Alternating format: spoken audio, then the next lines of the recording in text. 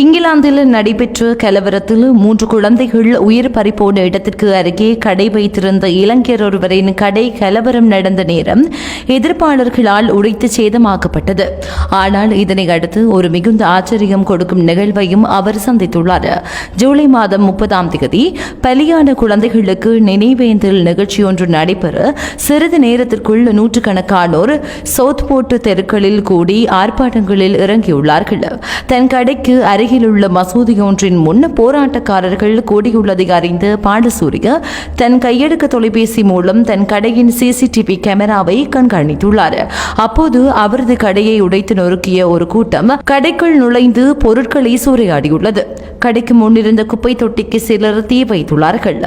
ஆனால் அடுத்த நாள் காலை அருகில் இருந்த மக்கள் கடை முன் கிடந்த கண்ணாடி தூள்களை சுத்தம் செய்வதையும் கடையை பழுது பார்ப்பதையும் கண்டு பாலசூரிய திகைத்து நின்றிருக்கிறார். அவர்களிடம் தான் இதற்கு முன் பேசியது கூட இல்லை எனவும் இது எனக்கு ஆச்சரியம் அளித்துள்ளதாகவும் பாலசூரிய தெரிவித்துள்ளார்.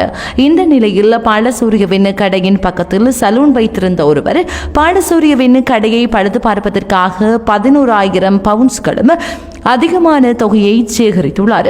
கட்டுமான பணி செய்யும் ஒருவர் உடைந்த ஜன்னல்களை இலவசமாக புதுப்பித்துக் கொடுத்துள்ளார்.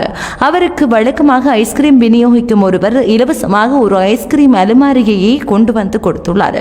குறிப்பிட்ட சில நாட்களுக்குள்ள பாலசூரியவால் மீண்டும் தன் கடையை திறக்கவும் முடிந்திருக்கிறது. இவ்வளவு ஆதரவு கிடைக்கும் என நான் கற்பனை கூட செய்து பார்க்கவில்லை என பாலசூரிய மனமகிழ்ச்சியுடன் குறிப்பிட்டுள்ளார்.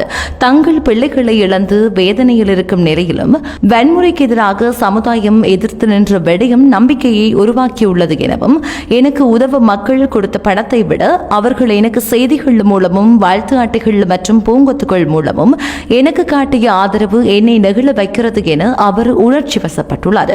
முன்பின் தெரியாதவர்களிடமிருந்து கிடைத்த ஆதரவு நம்ப முடியாத அளவில் அமைந்துள்ளது எனவும் அவர் தெரிவித்திருக்கிறமையும் குறிப்பிடத்தக்கது.